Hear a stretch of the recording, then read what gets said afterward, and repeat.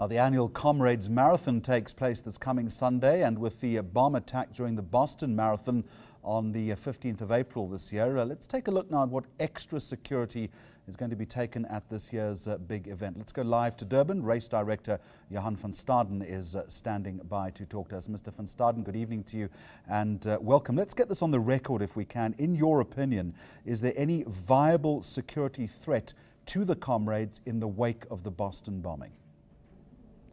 At this stage, we've had absolutely no threat at all. We are very, very comfortable in our position, and yes, we are very well prepared for this year's event. Given the global nature of the Comrades Marathon, though, do you sense perhaps this year, given what happened in Boston, it might be more of a target, or are we overstretching it here a bit? Well, we, for the last 20 years, have had very, very stringent security measures, and we've been looking at it, and for 20 years, we've been doing the bomb sweeps at both the start venues and the finish venue. And this year, we are stepping it up slightly, but nothing out of the ordinary. And stepping it up slightly in response to what happened in Boston, I presume? Yes, in our planning, we looked at the situation and we realized that we do have everything in place. But of course, we have to also take that kind of activities into account in our planning, and that's what we did this year. In its recent history, has the event ever received any threats? No, not really. We've had one host call a couple of years back, but it wasn't a real threat as such. Well, obviously that's going to provide much solace to the runners who are taking part on Sunday, but I would also suggest to you that it's difficult to police and guard a race like this. You can't really guarantee the safety of every runner in this respect, can you? Yes, we've got two main venues. That's the start and the finish, and that is where we focus our attention, where we will be deploying in the region of about 400 security guards with the bomb sweeps and everything at 12 o'clock at night.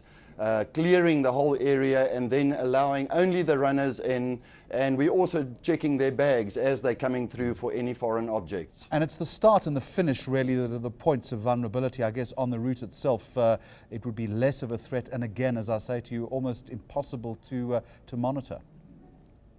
Yes, a total distance of 86 kilometers is very difficult to police. So our points are the start, the finish, and then of course our spectator spot and camper down, where we will be doing searches and so on.